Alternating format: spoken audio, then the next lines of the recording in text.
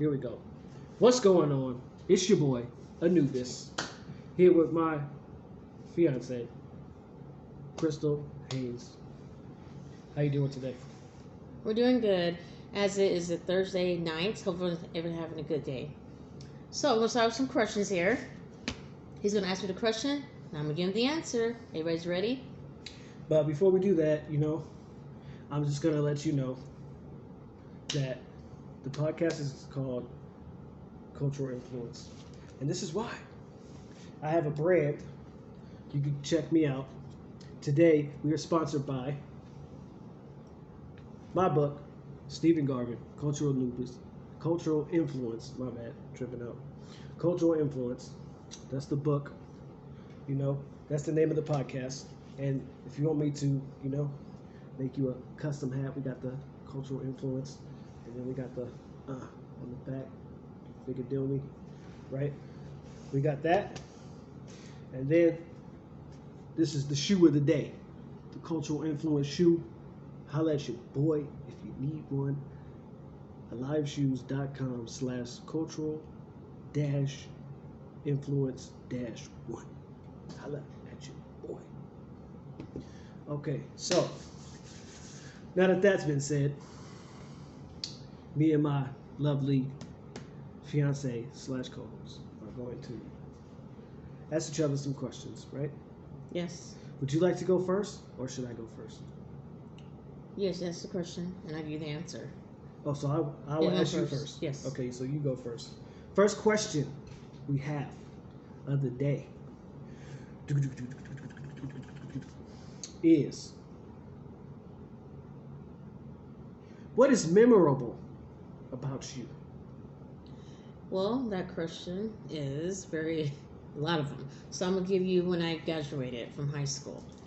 That's the most memorable thing about me, because when I graduated, I was going somewhere, and now I became what I wanted to be in school, but now I'm still working on that. So that's the most important. It was the graduating from school, high school.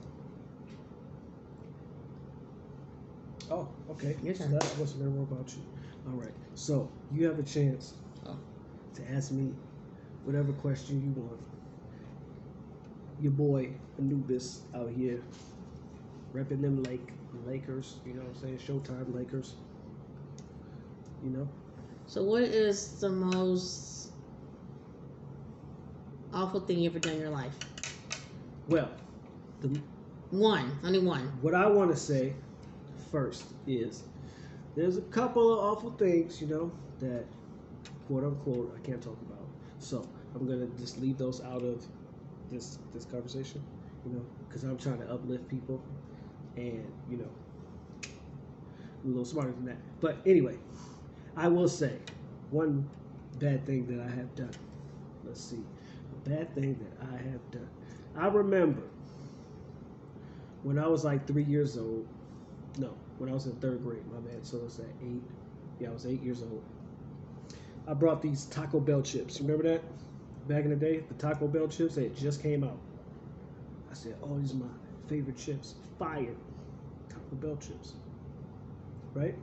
And we had a potluck at our school, so I bought a big old family size bag. I brought them in. I said, yeah, the Taco Bell chips. I'm going to kill it. You know what happened? I went to a weirdo ass school. So you had people bringing in celery, right? Peanut butter, tuna and crackers. I'm like, I don't want that. Teacher said everybody got to share with everybody. I was like, I don't even want what they have. Like, who wants celery with peanut butter, right? Trash. Oh, good. Well, I mean, I wasn't feeling it at the age of 8. At the age of 8, right? I was like, I don't want celery at the age of 8. So, long story short, I said, I'm only giving it to some people. So if you had something I liked, I would share with you, right? But long story short, got in trouble. Teacher took my bag of chips and was like, no, I'm going to give them out to everybody equally and this and that. And I said, give me my chips. My mama bought me those chips. Right? Mm-hmm. Like a little bad kid, basically, right? So then he was like, no, I'm not giving you the chips. I was like, you won't give me my chips back, I'm going to kill you. everybody's like, what did he say? Tripped out, got suspended, all that. And they was like, man, he threatened to kill the teacher and this and that. And that's probably the worst thing I did. I had to say I was sorry. So if there's any children watching this, please do not tell your teacher that.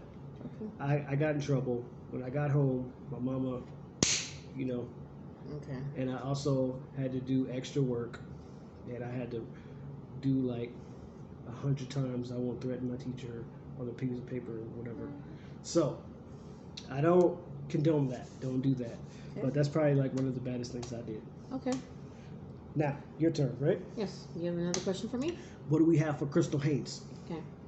What is your second book going to be about? Patience. It's going to be about patience is the key. So being patient in everything you do and being willing to wait for it. So patience when you're waiting for something and just willing to wait for everything that comes instead of rushing it. Taking life as it is and taking it as a, because when you do things, you want to be patient in doing it, not going so fast because it will get done unless you do it slowly. So I'm learning from the book for everyone else, not only for them but for myself too. So, like for everybody. So, and everybody in the whole world, not just for the African culture, but for everybody. So my book is for everybody. It will be out probably in February. So I'm still writing more pages on it. But the first book I have is Journey of Life. That's talking about my life. And my life is my children, my fiance, and my mom and everything. So that's on Amazon. So hopefully everybody will read it and check it out. And I do have the book.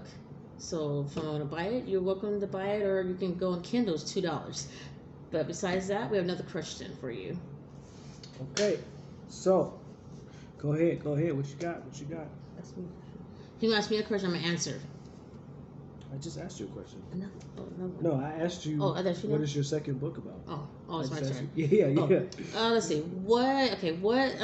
Who inspires you in the world? Like, I'm saying, who inspires you in your family? Me. In your family. I'm gonna cut out the family because if you black, you're my family. So. Okay, well, we all family. You? So okay. I would say, I would give you 10 right now.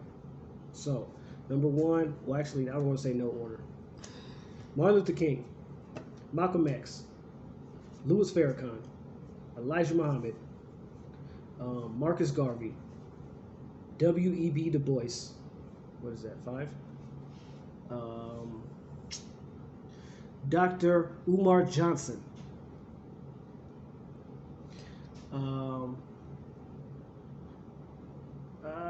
Tariq Nasheed. Who else we got? Sonetta. Shout out Sonetta TV. I do not get paid for that, but that's some real stuff. Shout out Sonetta TV. What I got? 2 more. Cornel West. And last but not least, Dr.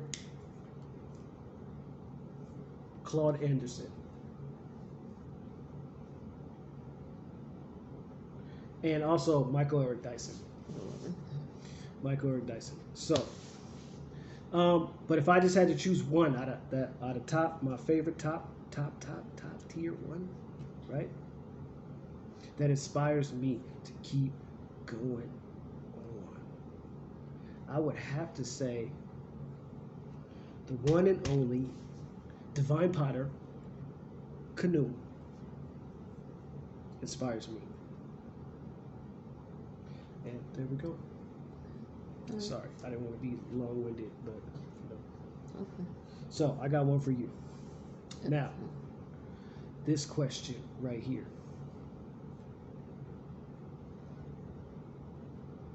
What do you think the first step is that we should take to help our community become better as a culture of Black/African/African American/Jamaican/Haitian/everything else to come together /Black/nigga, all that, to come together and become one? What is the first step? Maybe getting out there and showing that we can support each other by doing things for each other. wherever they have, just support them in anything. It could be maybe buying books for them, buying shirts, shoes, buying, just doing things for them, and just going out there and talking, having an open mind about it, and just talking to them, saying this is what we have, how we come together, give them knowledge, and also not only for the African American, also for the children too, because the kids can be involved too, especially teenagers, and especially in their family, it could be the teenager helping each other. Because I know a lot of times teenagers helping their sister and brother, so the mom can do it. Sometimes the teenager listens to the mom. So it goes both ways too. But in the community as we live in today, in this society, no one's doing anything for African Americans, so I think we should all come together. It'd be a nice. We just come together and support each other instead of talking about each other. Oh, they're better than this. Who's better than that? Just come together and just in it, just as one. Okay. So that's what I think. It's good. That's good. That's good. I agree with most of what she said, and that is good. I think that we should do a lot of those things, if not all those things. Right? Yes. And okay, what you got? What you got for Papa? You know what I'm saying? No, I'm just playing. Let me see. Oh, what you got? What you got? Okay, so the last question is Last going question. to. Okay, well, two more questions. Two more questions. Okay, all right. Go ahead. We have a commercial in a minute, so we're gonna Okay. one more question. Then we'll have a commercial. So the question I want to ask my fiance is that who? Let's see. What is your best? Well, no, yeah. What is your best qualities about you? My best qualities. First of all, I would like to say, the number one quality is that vitamin D. No, I'm just playing. That's a joke. But all right, so I'm just playing. Let's see. Some good qualities about me is I love my people. I will forgive my people. I want to teach my people, learn from my people, grow with my people, support my people, get support from my people. I think those are great qualities that I have. I support black. I want other people to support black. And hey, if the adults, I feel, need to learn first. So one of my qualities is I teach the parents so they can teach the children. And if I had to teach the children also, I would do that also. That is a great quality. Me, another great quality that I have is I am willing to speak once, listen twice. Good advice for a better life. So, a great quality I have is I listen to people and the problems that they have, and I try to come up with real life solutions for these things. Because a lot of times, black people, we get together, we start cooking, drinking, smoking, talking, and then we go home. The next day, everything's exactly the same. So, we need to get some action around here, right?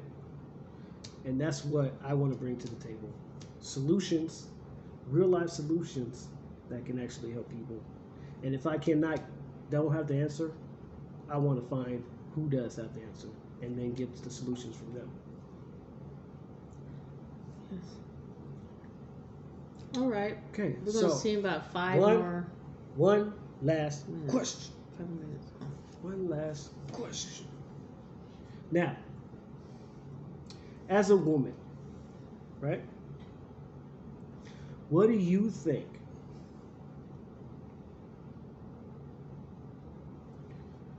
Do you think that it's better for a woman that is modern, right? And does the new way stuff? Or do you think it's better for a woman in the long run to be traditional and do it the old school way?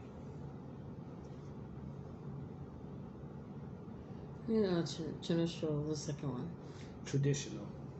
Because everybody's, well, I don't know, the generation now, everybody's doing whatever they want. So I just think that traditional will be good. But then if we go back that way, then it'd probably be Either it could be better relationships, maybe, or because how their parents were raised, or how their parents have been married for a long time. They go by what their parents were married like 72 years, and so they put the relationship with their couple. You can't really do that because we're not them. So we have to do our own relationship. So we can't. I'm sorry. I changed my answer. Then it can't be gender neutral because it was back in the day. The stuff that we do now is not going to be the same thing. Because I don't know if they do it now.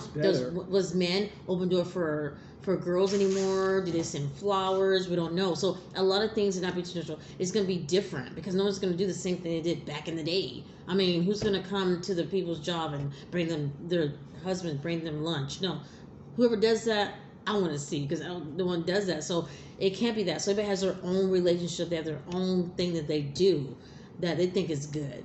But what's good? Part 2 of this question, right, is since you said it's better for women to be modern, right? Okay, so part 2 of that question is, if it's better for women to be modern, is it fair for them to then ask their partners to be traditional? No.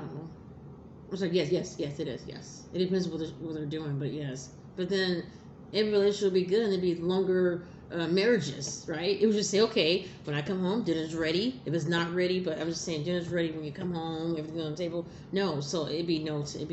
I think the answer is going to be no. So it's not fair. It's like if a woman is modern and it's better for her to be modern and do stuff the way we do it today with equality and everybody's equal and it's okay for the roles to be reversed sometimes and right, and it's not this old standard way, right? Yeah. So if it's better for that, for a woman to be equal, right, that means that it would not be fair for her to ask her man to do things that men did in the olden times if she wants to be new. Yeah. So if she wants to be new, I should also be new too, right? Well, yes, you can, but then we're not trying to change anybody, so you can't really change anybody. It's how you do you. So if you like to have dinner when you get home, if you like to have flowers, you can do that, but it depends on the person. No one's going to be like each other. Every relationship is different. So I don't think we should compare anybody with someone else because that's kind of weird to do. Everybody has their own, they live in different houses, people have their own thinking. You know, take me because I said another guy took the girl out. We're going to just eat by ourselves. We're going to say, let's go. They want flowers. Oh, tomorrow I'm going to buy you some flowers tomorrow because that girl bought flowers for her man. No. So it's just the way the world is. Facts. It's the way the world is. They're doing things because people are doing it. I'm going to say, oh, buy you a car because that guy bought me, but that guy bought that girl a car. I'm going to buy my man a car. No. It's whatever you want to do. But I think it'd be probably better relationships probably and longer marriages. There's probably 30 to 50. I don't know if I'm right. Correct me if I'm wrong. But 30 to 50% of divorce in the world because people are not really talking about stuff that we're talking about today. That's true. So about they're doing that. Let's do that too, or let's go get this new outfit because they got a new outfit. No, if we concentrate on our own relationship, it'd be better. Oh, that's good. I'll just make mine short because, on my last video, we got some comments saying that I wasn't allowing my fiance to speak more. So I'm giving her the opportunity to speak. So I'll just make mine real short. And I agree with what she's saying.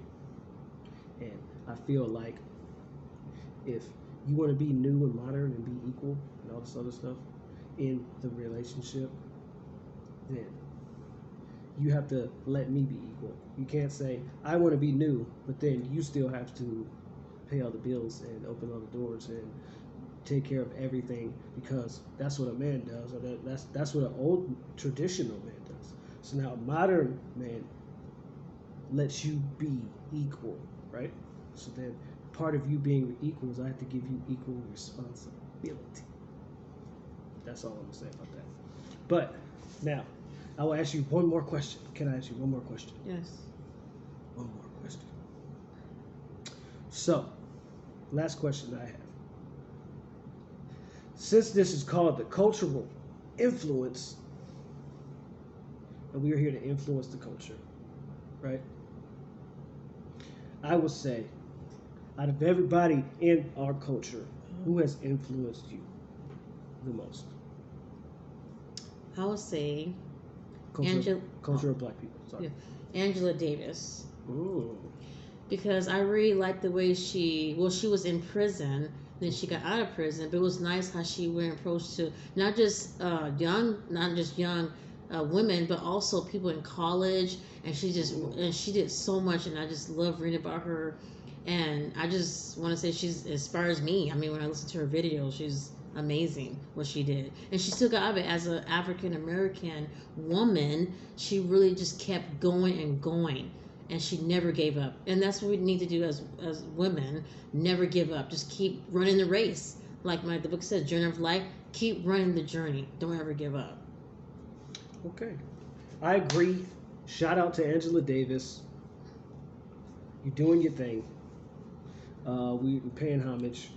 That's a great answer. I have nothing to say against that at all. That's a great answer. Angela Davis, shout out to you, the Black Panthers, all that, you know. And this is officially our first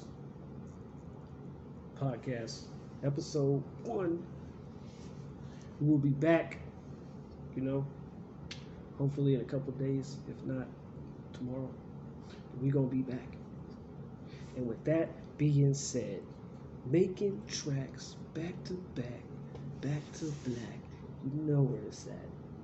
That's a fact. Good night. This is how we do it. It is me, Anubis, my lovely equal co-host, equal partner. Okay? Everybody, don't get it twisted. My equal partner in life and podcasting, Crystal Haynes. And it's your boy Anubis. And we do it for the black people, culture, family. And if you're black, you're my family. And with that being said, peace.